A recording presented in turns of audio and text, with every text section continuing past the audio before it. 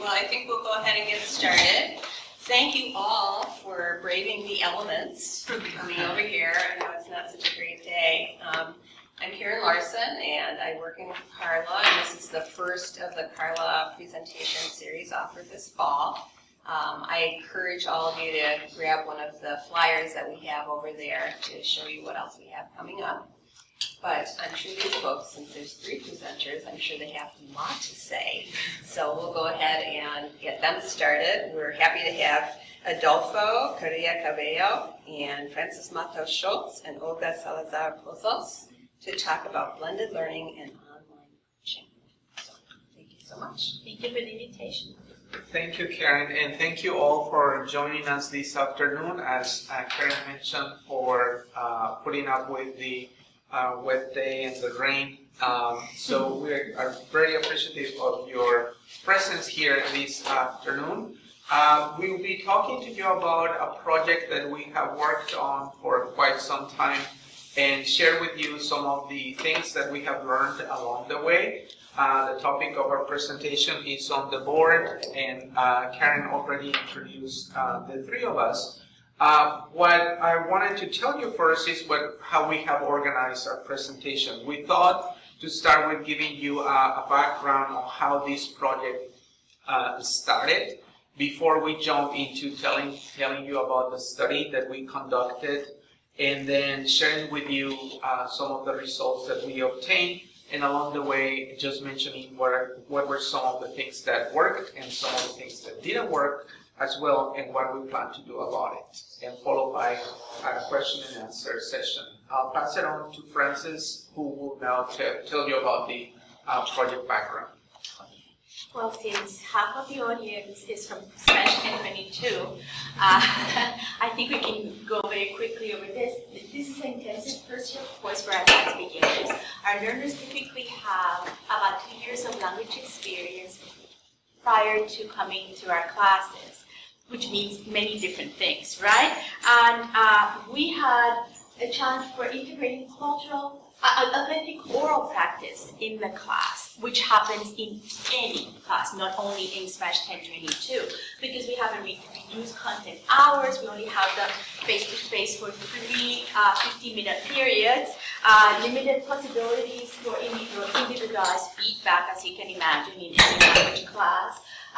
Variety of instructors with different levels of proficiency, different teaching styles, and you know, we do have a big activity on week 14 of the semester, which is an intercambio oral, an oral exchange that actually was a project from Carla from about 8 years ago, when Ursula was still here. And that is an unrehearsed 10-minute interpersonal exchange, and we go to the Deal Lab in the Language Center, and it's a peer-to-peer activity, no intervention from the instructor. They have authentic materials like a travel guide or something like that, and they just need to keep that conversation going and activate the strategies that they learn. And that exchange has a pre and post self-assessment that goes with it. Our class is a hybrid flipped classroom approach. We do have interpersonal speaking activities in the classroom, as those of you who teach languages know that when we actually count the minutes that the students are engaged in interpersonal exchanges, that comes to 5 to 15 minutes. I go visit my instructors every semester, and I count the time, and I know that it's 5 to 15 minutes that they are actually engaged in unstructured speaking. So that is not enough. Imagine at the most 45 minutes a week. So we do have in Spanish 1022 some small group task discussions and oral presentations, and those are 15 to 20 minutes. And there's a role play situation that the students enjoy called Tarea on Wednesdays. But definitely there's limited opportunities for participation. We have been looking for other venues, other alternatives. We have explored Tandem, and we've had 2 very successful Tandem experiences, but it has been impossible to sustain it for 16 to 18 sections every semester. And the instructor involvement is quite considerable when you're doing a tandem exchange as part of your course. So, for the speaking practices we have for this project, we had the control group and the test group, and we had the same. They had exactly the same thing. They had online speaking practices outside of class every Tuesday, every 6 Tuesdays, right? They did it for 6 Tuesdays from week 5 to 12. And the control group had what we had been using, which is a live chat tool inside the publisher online manual, the online version of the companion to the book, right? And it's called Livechat. That happens with 4 peers, no instructor, and then we use EnVivo, which is a product from Lingua Meeting that has professional coaches that are all native speakers, and they did exactly the same thing with the very same prompt, except that they had a coach. This group had a coach, and this group had only themselves, right? And there's a speaking assessment that happens in all the classes that we use for the students to self-assess their production and participation in class, exactly the same. Adolfo came up with a very nice Alteryx version of that, and the students enjoyed it very much. I think that was their favorite part, to use their phones. So, EnVivo has a coach, and it is a chat. It's actually delivered by using Zoom. And there's no technology issue on our end because the Lingua Meeting people do it all by themselves. And we have instructors that started last week here, right? So they know that it works nicely. They have their chat here. But what happens in here is just open-ended communication with a certain topic, certain content. And if they need to ask something, they don't know something, they can use this side of the screen. Our students, on the other hand, are by themselves, right? You can see the bed, so you know that they live in the dorms, and they have the same task, except that this one is not doesn't have a coach, so it is just them. And typically, we observe, and Olga knows about this, that they tend to be a little bit scripted. Those speaking practices, they have their value because they practice vocabulary, they practice formulating questions, but it is a little bit scripted and not that authentic. For example, in this one in particular, they went from, the first question was, and they went, you know, like the Brady Bunch. So what do you think? What do you think? What do you think? The first question was, what is your favorite drink? The next question, what traits do you admire in a politician? Third question, what makes you happy? And fourth question, what is your favorite movie? A lot of disconnection here, right? The other one, they were talking about movies that they saw recently. They had seen some in the culture videos, and the coach happened to be from that place, from where the sculpture was. So they started talking about the sculpture, how many people go, have you seen it, is it that big, is it small? So it was way more authentic, right? Because as you can imagine, that is not the sequencing of a normal conversation. Okay? And the oral exchange, as you probably recognize, happens in the Language Center, and that is also, we try to replicate an authentic environment. It is with a peer, no intervention from a coach, and that is what we use. Those grades we use to determine what we were going to compare between the sections. Okay? And Adolfo will tell you a little bit about the questions that we looked at.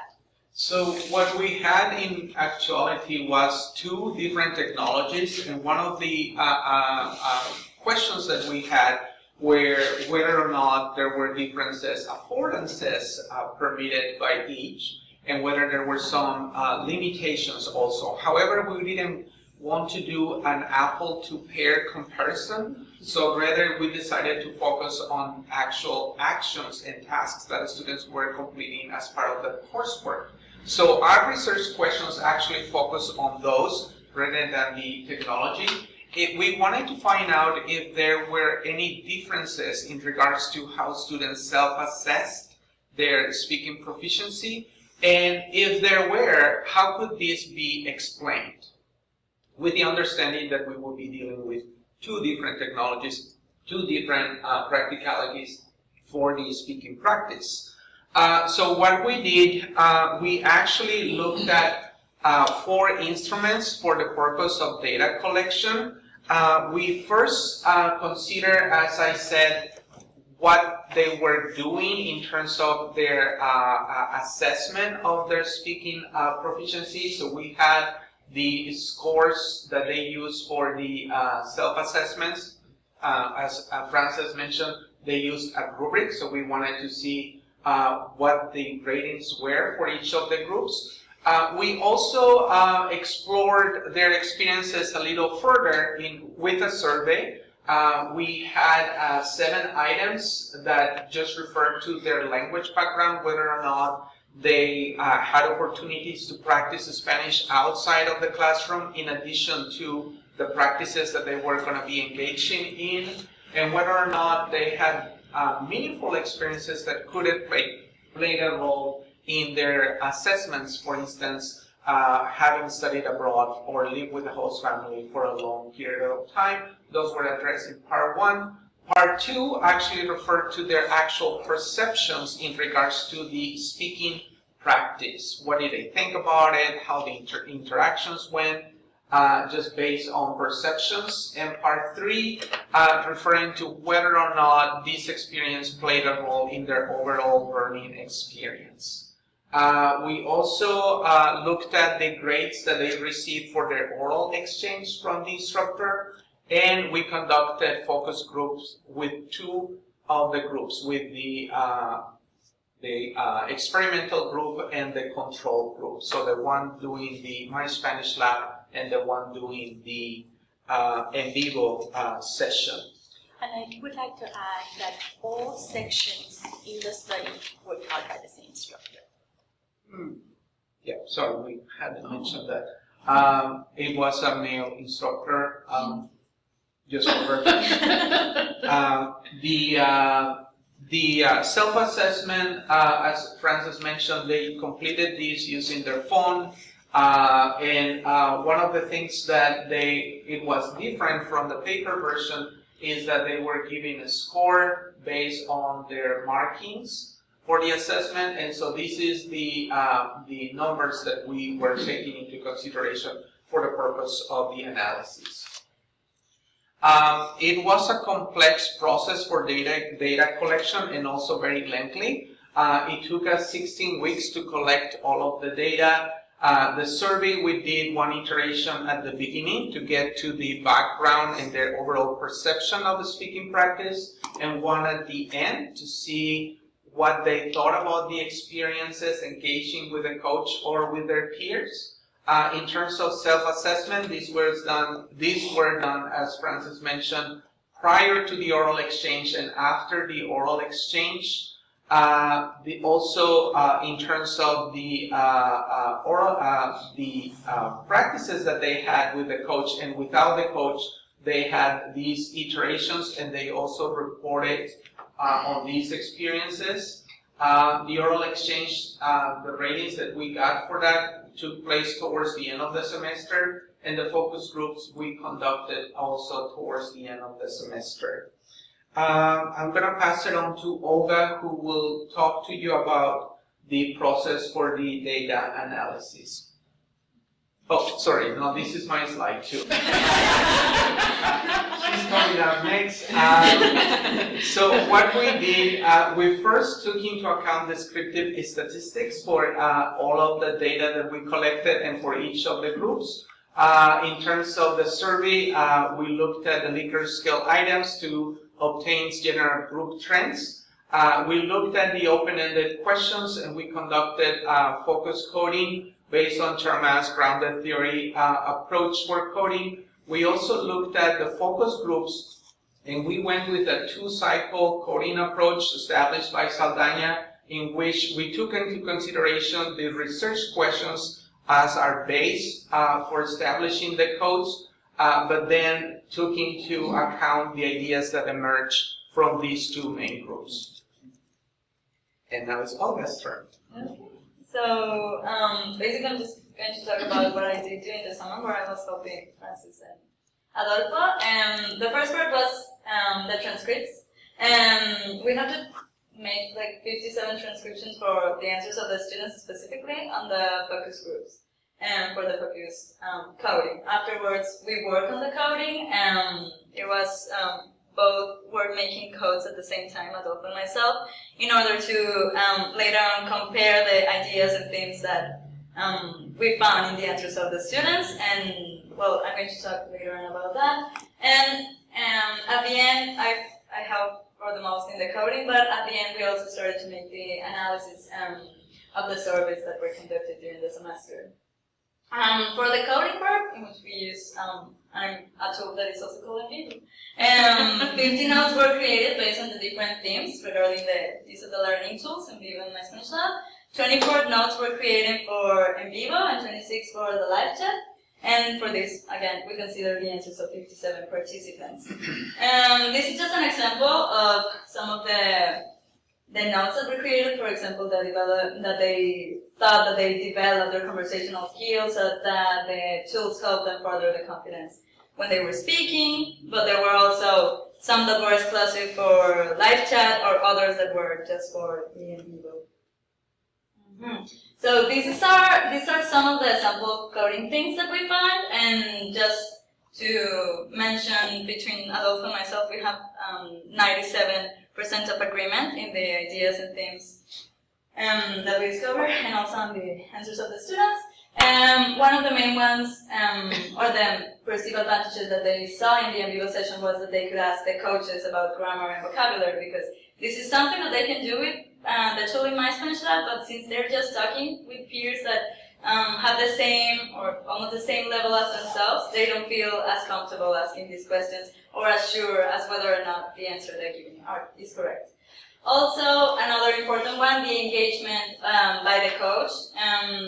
It was specifically for the EnVivo that they thought, or they felt engaged to keep speaking and to keep participating because of the way in which their coaches were speaking to them. Most of them had 2 or 3 coaches because they could change sessions each week, but they also didn't really change a lot their coaches, so they could establish like a competence between them. And one that was both an advantage for EnVivo and for My Spanish Lab was the further confidence. And well, basically, even though the code was based on the ideas and themes, you could see a lot of advantages and disadvantages just in the way in which they're talking about both tools. So just as a comparison, they also have the further confidence of speaking in Livechat, but there are specific traits of the Livechat that they didn't find in the EnVivo. For example, the help from the team, which this is related to what Francis was saying at the beginning. Even though the conversation in the tool of My Spanish Lab was supposed to be spontaneous, they would, since they knew their peers, they were like persons on their groups, then they could practice beforehand. And so they felt very comfortable and they knew each other, they would see each other almost every day. So obviously, that's why they consider the help from the team. And in EnVivo, that's a difference because you can have persons from your own class participating, but there can also be persons of other sections. So they didn't necessarily knew the people they were talking to. They were more focused on the coach than on their peers. Well, the opportunity for a small group practice, this was both an advantage for EnVivo and for Livechat. And about the disadvantages, one of the main ones in EnVivo is feeling uncomfortable, even though this was also mentioned a lot, but you're going to see the difference in the number of references they have. But yeah, feeling uncomfortable, and probably most of them talk about how they didn't know their partners and they didn't know the coach, and also it's intimidating for them to speak with a native speaker that they don't really see only twice, every 2 weeks.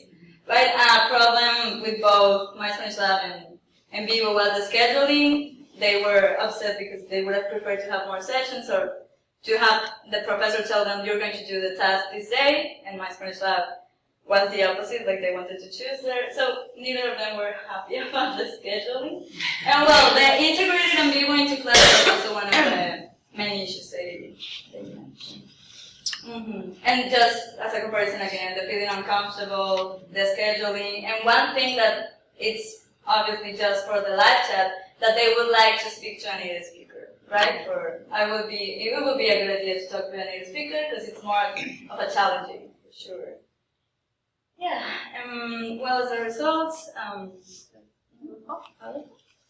just for clarification, so the EnVivo students actually were self-assigned to a group, so they could sign up for a session based on their schedule. They could also switch sessions, like if they were invited to a party and they wanted to attend the party and not the session, they could do that. But the students using my Spanish lab, they were actually assigned to a group, and there was a schedule that they needed to follow, complete the sessions at a certain hour, certain day of the week. And I should add, going to what Olga said, that the live chat, the My Spanish Lab, the publisher tool, allowed for multiple versions, and they decided which one they were going to submit.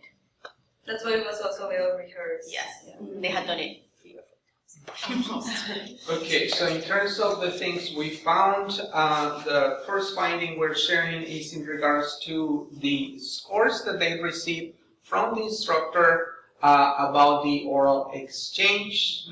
So as you can see, the EnVivo group outperformed the students in my Spanish lab based on the oral performance on the oral exchange. Looking at this a little further, we looked at the mean ratings for the class participation self-assessment. And as I mentioned at the beginning, they did 2 iterations of this. We can see the first round of iteration and the second round of iteration, and also the instructors' ratings of the class participation are here. So just continuing with the instructors' ratings, you can see that the group for EnVivo, again, outperformed the My Spanish Lab group. But both were like pretty close in terms of the median for those groups. In terms of their own ratings, in this graph you can see that the students in the EnVivo group started out with a very low rating of self-perception and ended up with an increase in this. What this means is that at the beginning they thought they really couldn't speak really well, but this perception changed at the end. Whereas the students in my Spanish lab group, they were very confident about their speaking skills at the beginning, but their perception decreased at the end of the semester. And here you can see the mean ratings for both groups. Results from iteration 1 of the survey. Interesting findings in terms of the out-of-class speaking practices, whether or not they did it. We see that it was something that they did frequently because it was assigned as part of the coursework, and they also felt that they did it outside of class as well. We looked into this further and found out that actually some reported having family members who spoke the target language, and thus allowing them the opportunity to practice the language outside of the classroom and also with co-workers.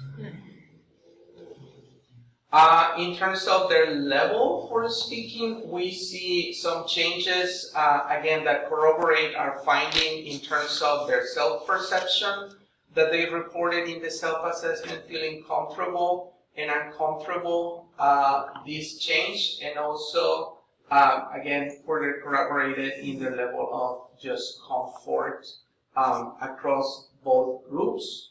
For the second survey, we found that the participation became more frequent. As you know, they completed 6 iterations of the practices, so this explains why they reported practicing more frequently than 3 times in iteration 1. In terms of practicing outside of class, we saw that they reported the online practice being counted as one of those opportunities. And in terms of their level of comfort speaking Spanish in class individually, we saw a change in terms of their level of confidence, increasing for both levels, extremely comfortable and comfortable. And then the perceived benefits overall, what we observed is that My Spanish Lab has not so equal distribution as the one for the EnVivo group. And you can see it in the standard deviations as well of both groups.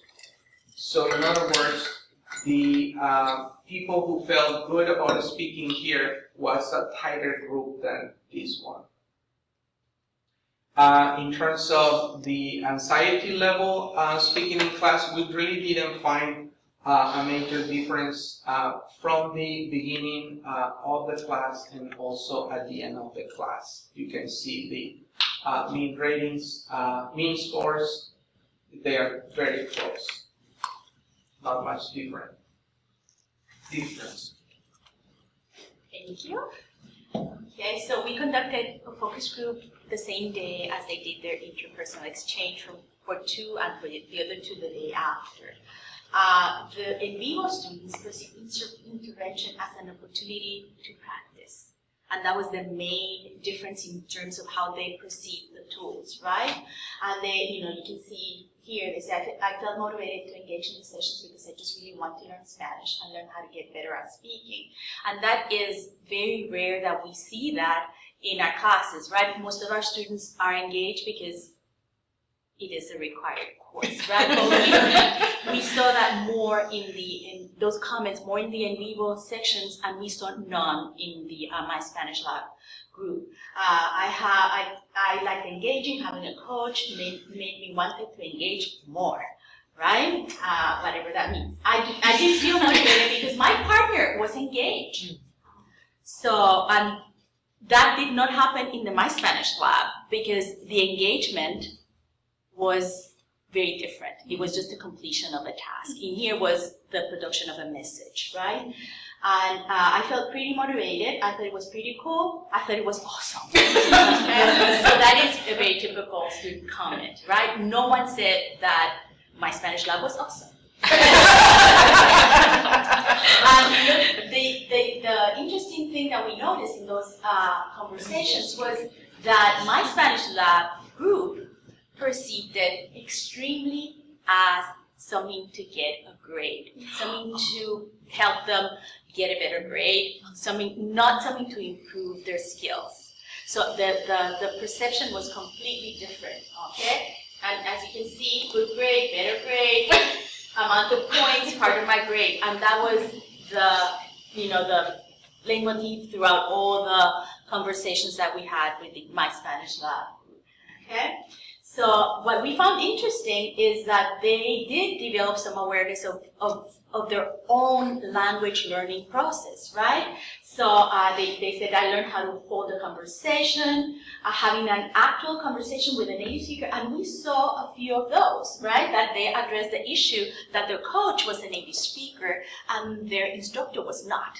So they developed that awareness that there was some patterns of exchanges that were a little bit different. So that we found that very surprising. It was difficult to understand her accent, of course. I did feel motivated because my partner was engaged, we saw that already, and it was very easy to talk to everyone and keep the conversation going. If you noticed, we had some also in the focus group that addressed feeling uncomfortable and feeling a little bit awkward, but by the same token, we had a lot that said that they felt very supported by their coach, and that is what we were expecting to see happen. Okay, so, thank you. So we know that context in which these speaking practices happen has an impact on the perception of the students, how the students receive it, right?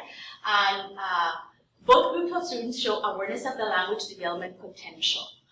The thing that was different was the motivating factor. Some saw it to improve, the other group, this is to help me get a grade in my class and pass this class, okay? So, Adolfo is going to tell you a little bit about our conclusion. So again, on research question one, we want. it was Olga. No. In the next one. Come on. So to answer research question one, we found that there were indeed differences between these two groups. And the way we could explain them to answer research question two is in regards to how they engage both with the dynamics of the speaking practice and also with the technology. And also there were factors reported that from each group which relate to, again, their perception, doing it for practice as opposed to doing it for a grade. Okay, the limitations. One of the things specifically for the focus groups, when the students of my Spanish lab were participating and we asked them about the tool of the Livechat, specifically after taking the oral exchange, they thought we were talking about the oral exchange. So we had to eliminate all the answers that were not referring to the tool of the Livechat, but to the oral exchange. So that was kind of a problem, but we just eliminated. Also, other thing is that the oral exchanges were graded by the instructor only, so it was not like a blind, like a blind dynamic, in which you could exchange it with another instructor. And there was also the problem of the archiving of the videos, because besides looking at the answers that we had from the students, we also wanted to use the videos to see, like, if they're talking about feeling uncomfortable, then how is that portrayed in their videos, right? So we could do that with the My Spanish Lab activities. We had access to that, but we had a problem with the EnVivo tool and the amount of memory. So, yeah, that was one of the main limitations. Okay. And then for the future, I do want to address what Olga said before about the confusion between the interpersonal exchange and the My Spanish Lab. In the My Spanish Lab group, that addresses also that perception that it is homework and it is for a grade. They didn't see the difference between speaking practice and homework. So that's probably one of the reasons why they were so confused, right? So we would like to have those oral exchanges undergo blind grading. Now we're running one last iteration of data collection. And we have two separate instructors, so maybe they can exchange sections. Analyzing encounters with the coaches, like our friend Olga mentioned, and to look into that native, non-native speaker awareness. Where is that? Where can we find evidence of that? And that engagement with the peers. We have integrated EnVivo into all the Spanish 22 sections this semester, and that is the students are paying for the service now. We are not using a paper book. We are using an e-book, so they are paying the same amount, actually less than they were before, and they are receiving this additional service. So the students in the study group received the EnVivo services for free through our grant. And Adolfo, you want to add something to our future directions? No, I think we're running out of time. Before we open the floor for questions and answers, we just want to acknowledge our sponsors. We received a grant from the ACO Research Priority Initiative. We also received a grant from Carla for allowing Olga to work on this, and also generous contributions from the Language Center to help us purchase the EnVivo software and EnVivo licenses. Thank you for coming, and we can open the floor for questions now.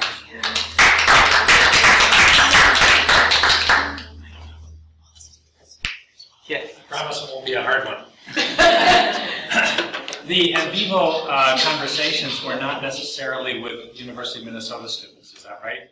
Yes, they were during the study, they were with University of Minnesota students. They can be in the future with students from all over. So they It were the could be- students from their own class. From their own class. There could be from other sections. Or from other too. sections, but they were all students taking Spanish 1022. Their own class, not necessarily their own section. Right. So it could be 1022 section 8, and they were in section 4, for example. And they just signed up for a time that was communicative. That fit with their schedules. And each week they could change it. The native Which is not a speaker was preset. another instructor from the University of No. Minnesota. How did No, you it's decide? a professional speaking coach. That is a native speaker. They encounter people from Spain, from Guatemala, from different places. Ecuador. Ecuador. I have a question. So these coaches were paid separately than the instructors? So that was part of No, the we grant didn't money? pay the coaches, we paid for the service. We Oh, you paid- paid for the service and they're part of the service? Exactly. Okay, so nobody teaching the course was the coach? That's what wasn't clear to me. They're just these outside people that are part of the service? From the What was the cost with the service and the digital book per student? Like, what are they? They paid 100 some. For both, for Yeah. the additional thing? And then how many sections of Spanish 1022 are they? I wanted to compare it to French. We have 16 sections right now. Okay, so that's a lot more. 16? Mhm. Okay. But I started a pilot Uh-huh. to see how the students worked with the tool Uh-huh. for 2 semesters, and they did it for 20 students. Oh, so And that's- then we started the project with 100. Actually 50 to 50 were with my Spanish lab. How is I don't get how the feedback is delivered. Does the instructor of the student also listen, or is it just the coach who delivers the feedback? The coach sends a weekly report To who? to the instructor. Oh, okay. And the weekly report has all the videos, but Okay. it also has a rubric for grading, which is the same that we were using for the Livechat, My Spanish Lab Okay. things, and it was based on punctuality, participation, and collaboration. And is what the coach gives as the feedback or score what the instructor uses, or is the instructor allowed to like change it? Or is Well, in the case of the study, the instructor used what the coach coach said? Okay. Yeah, That's, and that wasn't clear. I reviewed some of the video, Right. and I agreed with You the- agree, because yeah. the coach has been doing that for a while, so, okay. My question has to do with the comparison between having a group leader and not having a group leader. So in the EnVivo with the coach, you had a person who was assigned to make this thing happen and was watching the clock, posing the questions, making sure everyone participated. And so my thought is, I'm going back to the Johnson Brothers cooperative learning from the 80s, when we all learned about assigning roles in small groups, like this person's the leader, this person's the timekeeper, this person's the scribe, and just wondering, which I don't do anymore either, but thinking about how the Livechat, the book, the Pearson thing, if that would have been any different had there been roles assigned to the participants. They had a leader, they had people in different roles. Oh, Just Yeah, that it and wasn't a that's- student from the class. It was a student, But yeah, they it was decided not that, a coach. So they did have, Self-assigned leaders to the Yeah. group. Since they knew Oh. this was for a grade, they would Oh. coordinate outside of class, and that was obvious in these scripts again, seeing like, I start us out, and then I pass it on to each one of you, then I rephrase and pass it on to, in that way being so a so there's a question of pedagogy leader. Right. in a student being the student, the leader, as opposed to the coach. Now, the difference that we found in our study that is not about what you're mentioning, but it's related in terms of the idea of having a native speaker participating in this collaboration. That's what we want to find out further, how this changes the dynamics in terms of collaboration, engagement, and ultimately gains in speaking. So there's the native speaker component as well as the trained professional. Exactly. How were they asked to participate for a certain amount of time? Yes, 30 minutes. 30 minutes. For both tools? No, they could not last 30 minutes in one. Answering these 4 questions. Yeah. No, in my first lab were conversations of And instructors couldn't take it either. Oh, did you say 4 to 5 That was the minutes assignment. for my I mean, lab? it depended on when were they doing it, like the beginning of the semester were shorter conversations and they had more prompts. Okay. My Spanish lab, but afterwards, especially like in the middle, at the end of the semester, the prompts were just like, were more open to, and they spoke for a little more time. Okay. It's 5 minutes. This is a simple question, but is this just for 1022 classes, or how about 1003, 1004, upper level classes? How can, like, There's no money for that. No, we only study Yeah. 1022, but it happens in other languages, it happens for different levels. but the tool is just being used right now? Yes, on only in 1022. 1022. Yeah, it's very similar to both sides. We're just comparing the 2 tools and how they enjoy having this authentic change, interpersonal change, which I think is an equitable tool for them. Yes. I have 2 questions. And first, I just want to say thank you. I feel very excited about this tool. This is super interesting. One question that I have relates to kind of some of the others that have been asked, but it's related to the tasks in both tools. So I'm wondering how much the results, especially in the self-assessment, can be attributed to the tools versus the tasks that The students task was were the completing. same for all, for both groups. Well, but in the live chat, they had those 4 questions that they had to work through, right? No, they came up with the 4 questions. It was just to show you that there was not an authentic conversation. Okay. They came up. They have an open-ended prompt, and then they manage their conversation with the language that they can produce. Okay. So it's not limited. We do not give them questions. Okay. Okay. That's a good question. I guess, and related to that was, can you envision any way of getting the same kind of authentic dialogue in a tool like live chat and the Pearson product versus doing the subscription through EnVivo? Well, we could have an instructor inserted in the live chat, like, and they would know. Like, for example, we thought about it. Let's have the instructor inserted in the group, but as a surprise. And this week will be group A, next week will be group B, group C, and we decided that was not the purpose of the activity. Okay. Then the last question I had was, why did you choose 1022? Because I am the supervisor.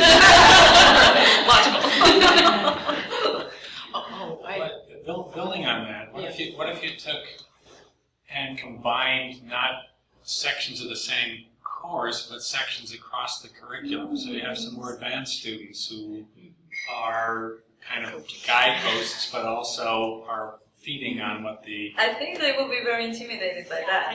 Like, because they would know, like, oh, this person is in, I don't know, 1004. Yeah. And I think what helped the students' perception was that this was a professional coach, that it was not someone from their class and not their instructor. I think that was, but that is an interesting idea. And I have to say that BYU has they have created a lab where students call in and they talk to, well, it's not always a native speaker, but they do talk to other students that are more advanced, or students that just came back from mission, or students that are native. They do have a special population that unfortunately we do not have at the University of Minnesota. So, but that idea is actually not new. It's just that these people decided, let's make money out of this, right? And Vivo itself is primarily, what other languages do they use? They have French, Portuguese, Italian. And I think they just added Arabic. Chinese. I have to say that the sense of achievement for my students when I did the pilot was a big component. You know, like I was able, after 3 weeks of Spanish, to communicate with this woman in Spain that became their best friend at the end of the semester. That was a great motivator, and I saw that the next day in class. Right, so the fact that we're using EnVivo now in 1022 instead of this My Spanish Lab format, does that mean to say that we endorse EnVivo over this My Spanish Lab format? No, we don't endorse anything. We just saw, because there are other outfits that provide this service, right? But we decided to use it because we saw higher grades in that oral exchange in the EnVivo sections. That's why we decided to use it for all sections. And because the students in the focus group said they should be used in all sections. Did they both have the same amount of time of speaking with each other? Did I hear the EnVivo group spent 30 minutes each time, and the My Spanish Lab people only spent Well, fraction of that? they had the same allocated time. Same Whether allocated they time. used the whole time or not was up to the completion of the task. And also remember that in my Spanish Lab they had several attempts to do so. So even though they were just supposed to talk for 5 minutes, it would probably take longer because most of them were practicing beforehand or answering questions or taking their vocabularies and things like that. Yeah, I was wondering if that would be an interesting variable, to throw into the analysis when you're looking at their intercambio oral to see, like, okay, how the amount of time they actually spent speaking, how that affected their grade too. Yeah, and the fact that they had a coach, Rose, I think this is I have no evidence, this is anecdotal. I think that the coach kept them with what they knew. In my Spanish lab, they just went all over, and the thinking process was happening in English, right? But with the coach, that person kept them in a control environment of this is what and if they started going somewhere, they would bring them back to what they were able to do. And many coaches beforehand would ask them, like, what are you studying this week, or are there things that you would like to talk in specific? So even though there was not a preparation beforehand, I think also that made like the coach more accessible, and also for him or her to know, like, what are they looking at, what kind of conversation can we have, right? I had, believe it or not, I was reading the newsletter of the AATF. Something we get all the time, and who reads it. But there was an article in there about high school students when they even make it through Spanish 4 or French 4 or 5, that they just don't have those speaking skills. So I actually, just a comment, I think 1022 is the perfect level to do this because you get this mixture of kids who have done a lot of speaking in high school, and then, there's still kids who came up to me because I'm doing it this semester who say, oh, we never talked in my French class, or we didn't do these kind of small group activities. So if you could get them all excited when they first take the course here about the speaking, then they're going to keep taking, foreign language courses, and it actually is a really good level. Because if you wait till later, they don't have that enthusiasm and excitement about it that they have in 1022. So I also had one question. When you did this, do you think it would be a burden if someone was teaching several sections? Like, is it replacing something, or is it just on top of everything else? Well, actually, Alex is an instructor this year. How much time did it take you to do the EnVivo last week? I did nothing last week. But the TAs have one section. I'm saying, if you have several. But we get a report from a coach. Right. With my Spanish lab, we had to listen to all the recordings and grade them.